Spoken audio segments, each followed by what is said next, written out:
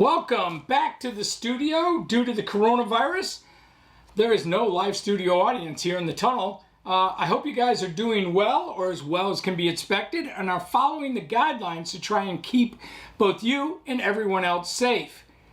For those of you working in TV news, you are seriously writing the first draft of history. This is something that your grandkids and their kids will be reading about in future generations. Remember, it wasn't that many days ago that people said the media was blowing this all out of proportion, calling it a hoax or fake news.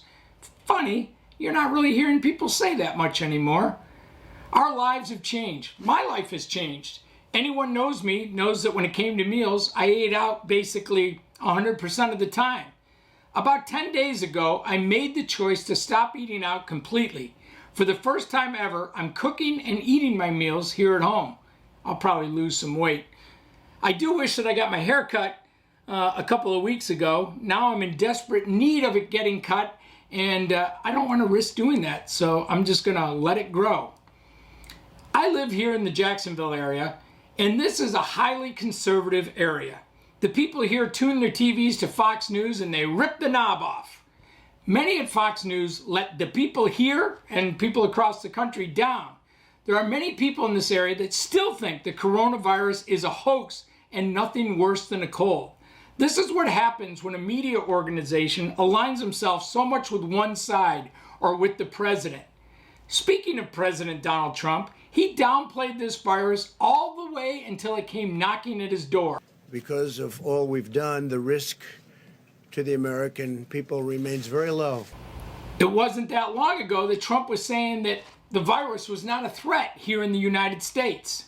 But we're very, very ready for this, for anything, whether it's going to be a breakout of larger proportions or whether or not we're at that very low level.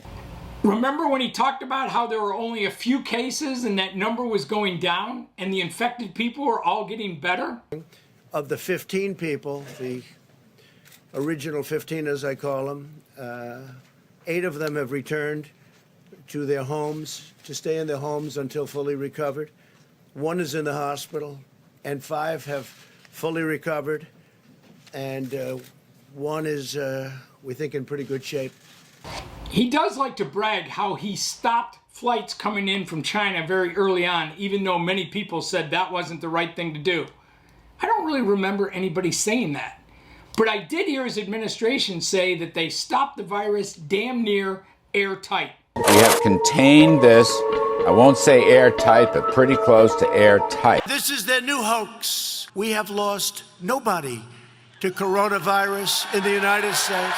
The fact is, if you're a Trump supporter or not, Trump fumbled this outbreak very badly. He also admitted that the Democrats were right when he talked about the $8.5 billion that the Dems wanted to throw at this problem, while Trump thought $2.5 billion was enough. We were asking for $2.5 billion, and we think that's a lot. But the Democrats and I guess Senator Schumer wants us to have much more than that. It took way too long for people to be able to get tested, and it's still hard for people to get tested, and that's unacceptable. Remember Trump said that anyone that wanted a test could get a test? That was complete bullshit, and he knew it. He said in the tweet that this virus was unifying the country and bringing us together, but his tweets before and after that very same tweet were critical of the Democrats or the other side. He's still calling people names like a 4th grader on the playground. Just this morning, he was tweeting about his poll numbers, talking about the corrupt media, and still talking about the Russia and Ukraine hoaxes. This country is in a crisis, and this is what the President of the United States is tweeting about. This morning in a tweet, he called it the, quote, Chinese virus, which the guy that sits across from Steve Doocy on Fox and Friends applauded the president for. 15 seconds ago, the president of the United States just tweeted, and there's the promo for Varney and Company. The new Trump tweet reads, for the people that are now out of work because of the important and necessary containment policies, for instance, the shutting down of hotels, bars, and restaurants, money will soon be coming to you. The onslaught of the Chinese virus is not your fault will be stronger than ever. The president just posted about 5 minutes ago. Nice shot right at the Chinese who've been taking shots at us. Really? At a time like this, you think throwing words back and forth at each other is worth applauding? Like it or not, Mr. Fox and friends, the whole world is in this together, and we should be working together to figure out how to stop the spread and stop people from dying. Calling someone a poopy head is not having any positive impact. Fox News let a lot of people down, people that trusted them, and now they are not listening to the CDC or the World Health Organization. I know people right here in Florida that are doing that. I seriously don't know how some of these people at Fox News can put their head on the pillow and sleep at night. Trump has bragged about the stock market over and over again and has taken all the credit each and every time that it's gone up. But now that it's dropped nearly 10,000 points, Trump is pointing the finger at everyone but himself. You can't have it both ways.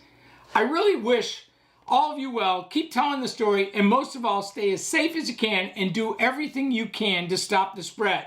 Like it or not, this is our lives for the next few months, and I don't think it will be over in April like Trump told us it would be.